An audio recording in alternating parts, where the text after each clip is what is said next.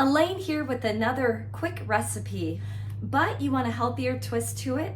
Okay, that's where I come in.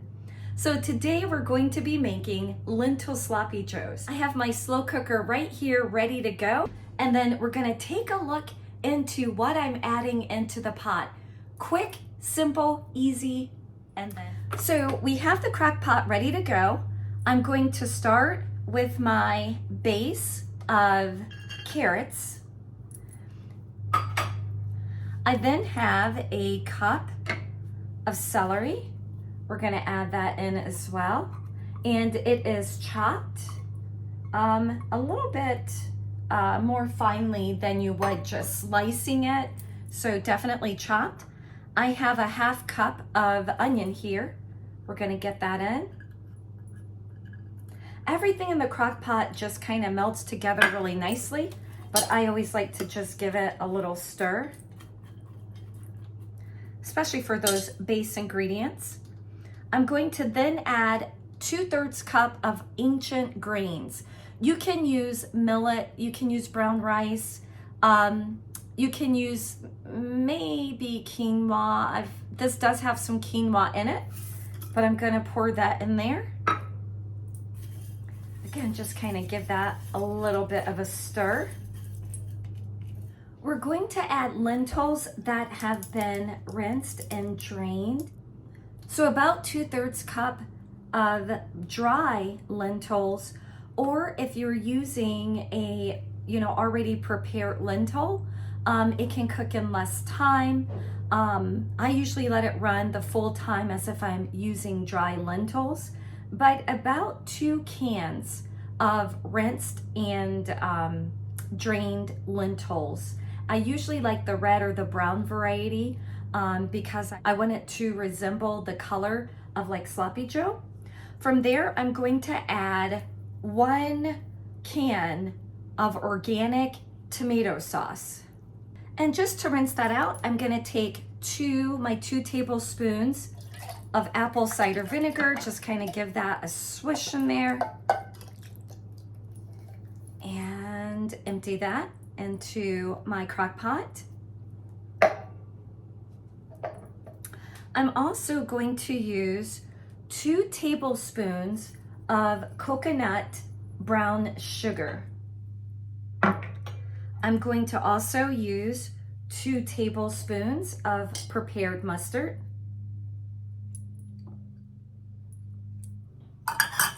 I also have a half teaspoon of minced garlic and salt.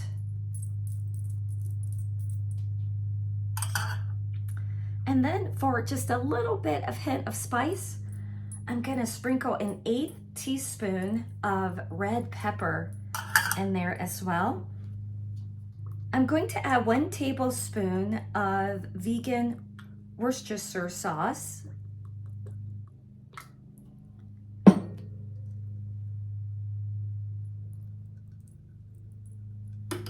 And then I'm also going to add almost an entire container of vegetable broth.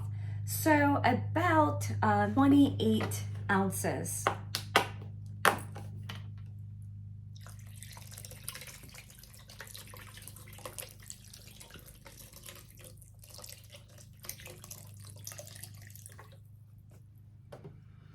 And what I typically do is just kind of add the vegetable broth to just basically cover the ingredients there so you can take a closer peek. We're just gonna add this lid on.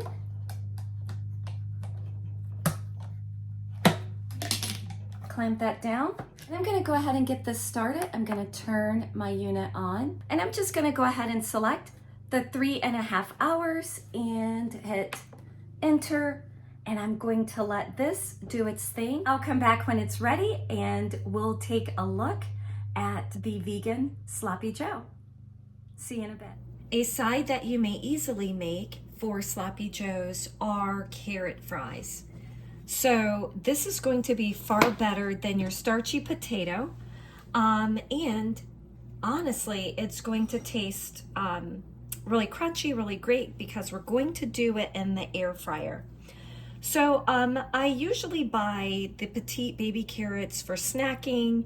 I kind of stopped buying the other larger carrots, but if you have larger carrots, it does work better for this recipe, or just gives you the longer sticks than, you know, the smaller ones that I'm going to get by using baby carrots. I tend to try to find the fattest ones in the bag in order to do this recipe, and I just kind of slice it in half, and then I slice it again, so basically into quarters, and they're just going to be little kind of 2-bite pieces. If you have some smaller ones, you could potentially just take it and put that right into, you know, with the other ones. They end up being about the same size, so it should be the same amount of length of cooking. So, but you really want them about the same size, so that way one is not getting done before the other. You could also very easily just cut this in half and have like a thicker fry, so to speak. But I know I usually wait until about 30 minutes before the Sloppy Joe is complete before I kind of start something like this. So everything's done at the same time. I kind of let time slip by me, so I'm cutting them a little bit smaller, just so I don't have to worry about like a 20-minute cook time, air fryer time. I can just throw them in for like 12 to 15 minutes. So I'm going to finish slicing these, and then we will go to the next steps of how I season them.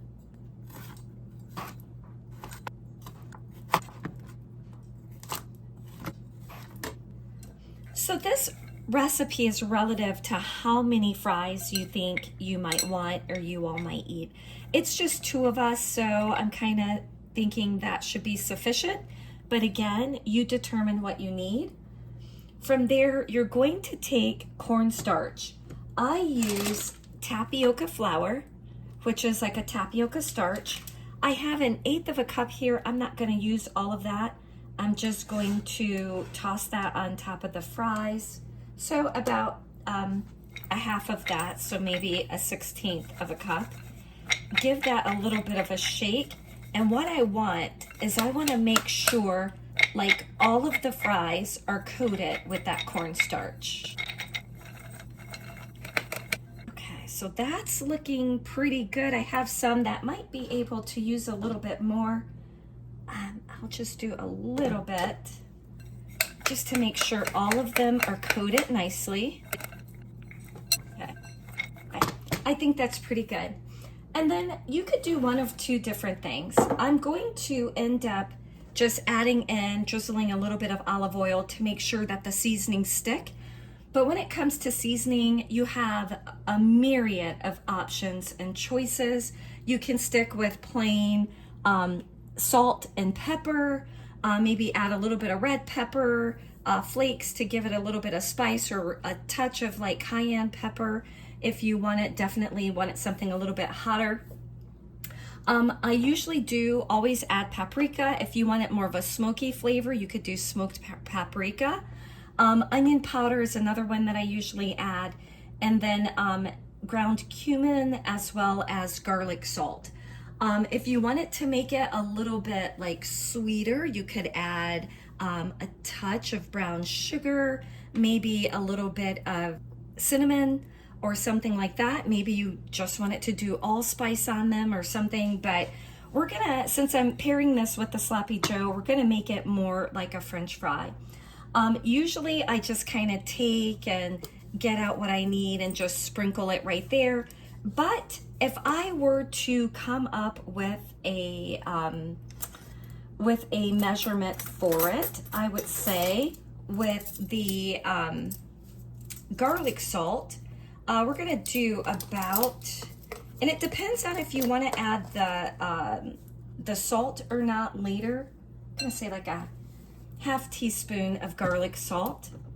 I'm going to do the same with the cumin.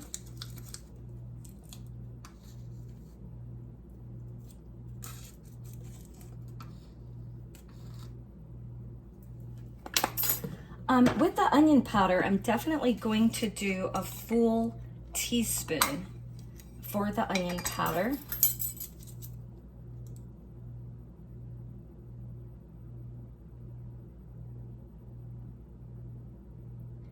And if I'm a little over, that's okay. I'm just kind of making this up as we go along. So definitely, again, you can just kind of sprinkle what you like. Paprika, we definitely want that for color. I've used some of these. We're going to reach for another one.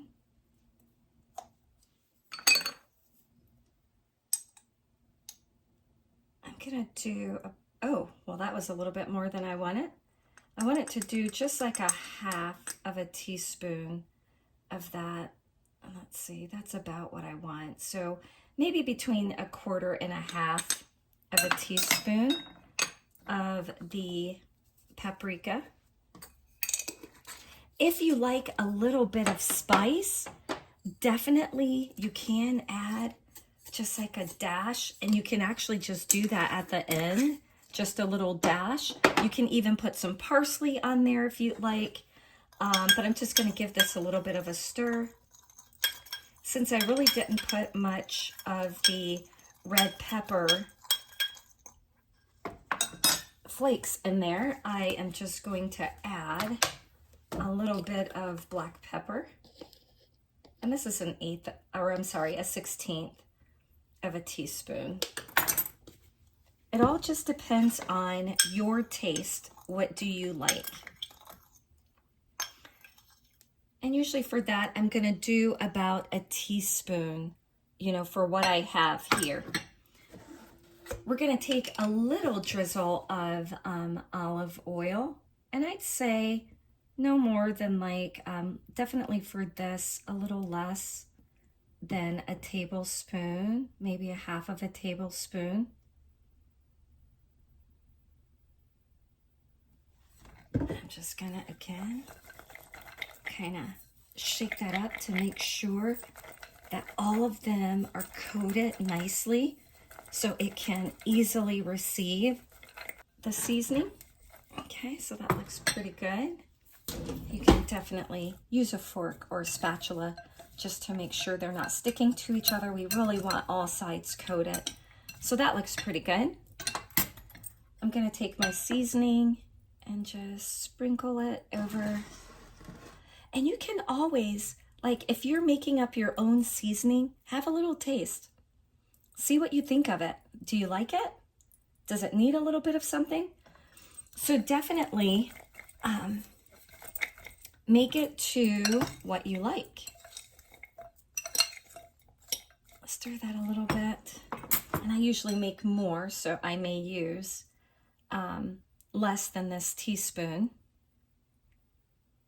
Yeah, but that looks nice and coated. And we don't want it too salty. We want to definitely give it some flavor, make it tasty. Let the kids like this better than potato, French fries. So I think that looks pretty good. So see how well seasoned that is. And at the end, if you want it to add, you know, as it's still hot, if you think you needed a little bit more salt, you definitely could add just like a little twist or more of the Himalayan pink salt. So we're going to go ahead and get this onto our air fryer tray. We want to keep them pretty much separated so none of them stick to the other. And with the larger carrots, it's a little bit easier, of course, to arrange them. This I can just kind of dump it right onto my air fryer tray and arrange them like I am with a fork. And they don't have to be in a straight row or anything like that. Just, we want them in a single layer, not necessarily touching one another.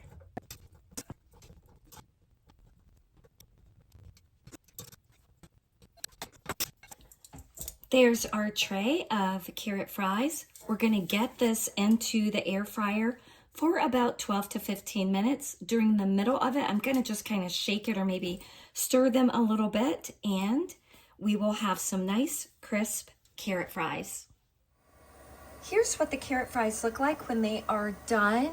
So you get definitely that crispy texture with them. So gives you that little bit of color. I don't know if you can hear that crunch, but it does have a crunch. I did shake them during the middle. And actually, it's only cooked about 10 minutes for this size. I'm gonna just give them like a little stir. If you aren't satisfied and you want the other side to be as crispy looking as the side that you're seeing now, you could easily stir them, leave them back in for the additional 2 minutes, and they will be crispy on all sides. I like them as is. They taste great. Again, if you need a little bit of salt, you can just sprinkle that right on the top, either right here or on your plate. Let's take a look at how the end result fares.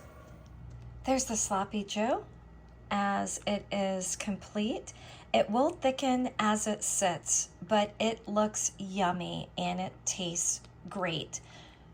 I wish you could smell what it smells like in this kitchen.